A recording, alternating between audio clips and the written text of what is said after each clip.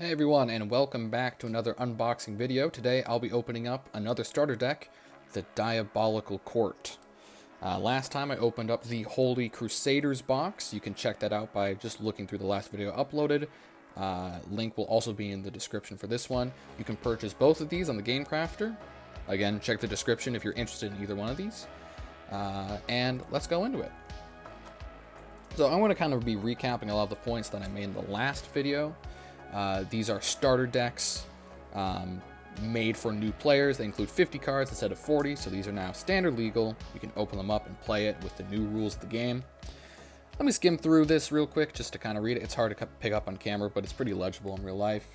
In dark forgotten corners of the world there lays a secret world hiding from the searing sun. Criminals, monsters, and vampiric aristocrats plot their own diabolical courts.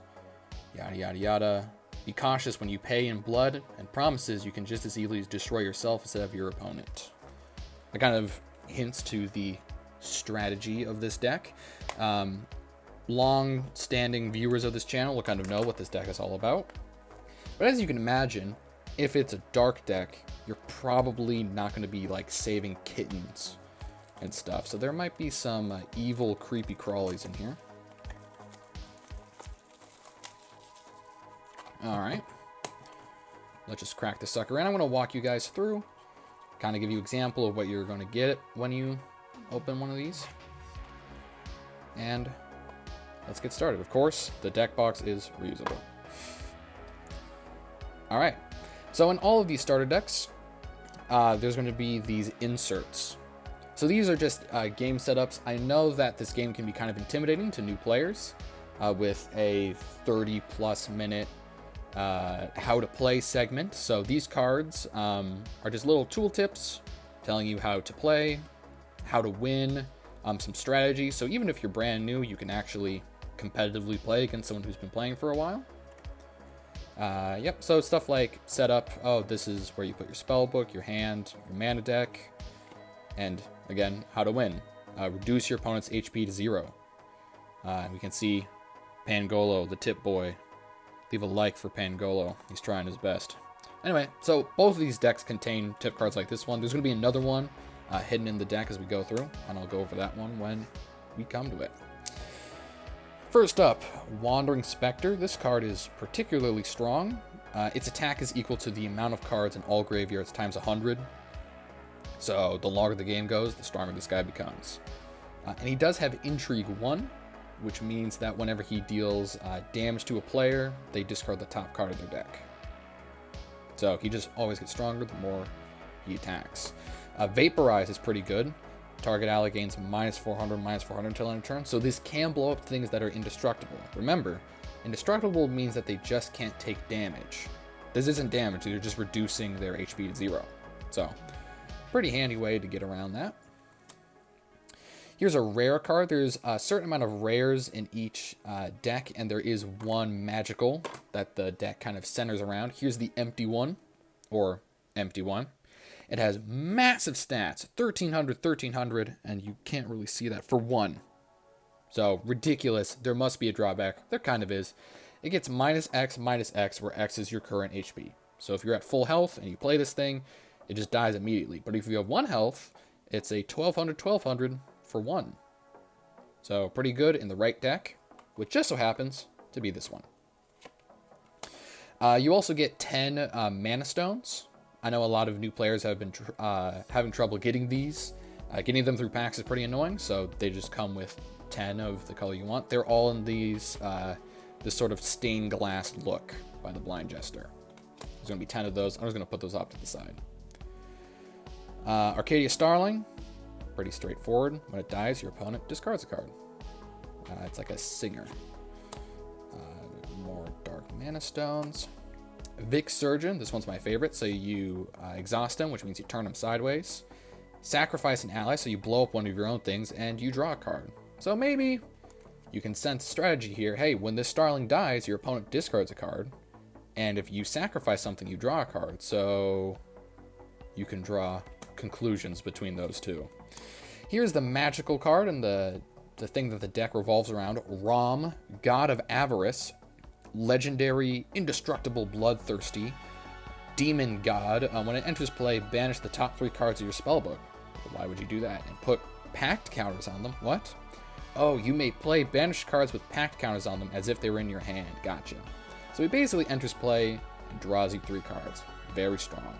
You can see by his strange borders is that you can level up into him. So there's smaller versions of him that you can upgrade. Kind of like in Yu-Gi-Oh! How there's like level 1 Buster Blade and they level up. Or Armored Dragon is one. Yeah, so cornerstone of the deck, this card. Lethal Injection. This card's really good. Even in competitive decks, as you can see on the channel, this card is a freaking staple. Easy way of killing small stuff that get in your way. Fledgling Killer. Just 100 poisonous. Blasphemy. Board Wipe. Not going to go into these too in detail. You can always just pause it and admire the card if you want. Sign of Astaroth. This card is very good. 4 mana for 5/4 with upside. Pretty great. Here's the second tip card. Just has all the keywords on it. So for new players who are like, oh, what does Battle Fury mean? What does Steadfast do? Well, you can just check and you're, oh, this unit does not become exhausted after attacking. Oh. And again, if you already know all this stuff, you can just use it as a token. Handy for everyone. Ominous Monolith. Rise Again. Wandering Spectre, already talked about him. Vaporize. Capital Punishment is another rare card. So you destroy a Lord or Legendary ally. You're probably going to be targeting legendaries here. You can ignore this full house thing. This will probably never come up. But it's just a cheap way to kill something legendary. Arcadia Starling. Dark Mana Stones. Another Vic Surgeon. There's going to be multiple duplicates. Just because it's a common. They're commons and it's a starter deck. So there's going to be multiples. Here's Annihilate. It is the evil version of Exterminate. You can watch the Holy Crusaders deck opening video for that, but it's the evil version of it. Destroy all allies. Based off of a Magic the Gathering card as players of that game. No. Here's Raid, Marquis of Limbo. So this is the in-between. So he can level up and become the God of Avarice. As you can see, he also banishes things with pact counters. So just like before, this guy synergizes well with destroying things. And it tells a little bit of a story. He's a handsome lad. Lethal Injection, Fledgling Killer, Sign of Astaroth. Silent Witness. You can really not tell that on the camera, but in person it's pretty spooky. This card is very good. On a serious note, outside of starter decks, this card's pretty bonkers. You can read what it does, but yeah, pretty strong. Ominous Monolith, Rise Again. So Pithing Therapy is one of my favorite cards. You can look at someone's hand and discard a card from their hand, so you're like, I don't want you to have that god card. You can just delete it before they play it, and you can rebound it, so if you pay this cost in addition to its normal cost, you can return it to your hand instead of discarding it. But if you rebound it, the target draws a card. So it's not too offensive, it's just good. Here's another common legendary, Kaylee, Devil's Advocate. Target ally deals damage to itself equal to its attack. Pretty good. Wandering Spectre, Vaporize. Here is a Grey Knight of Ashton. It's a zombie knight that's never really dead for long. You can discard the top 5 cards of your deck to return it to your to the field.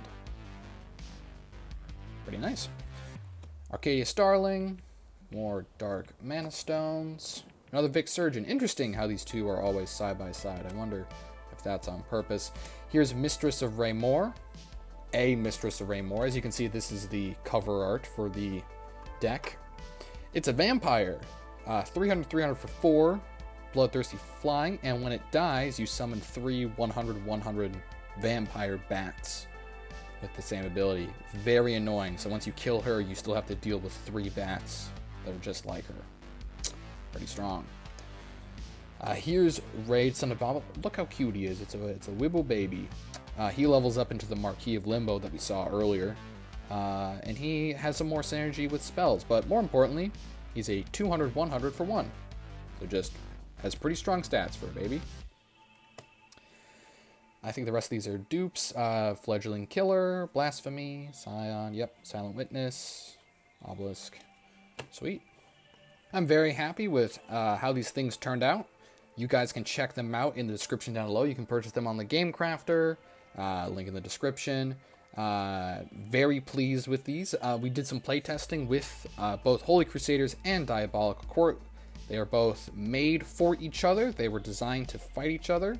They are both pretty balanced, and they now have 50 cards in them, so you're getting more bang for your buck. Link in the description below.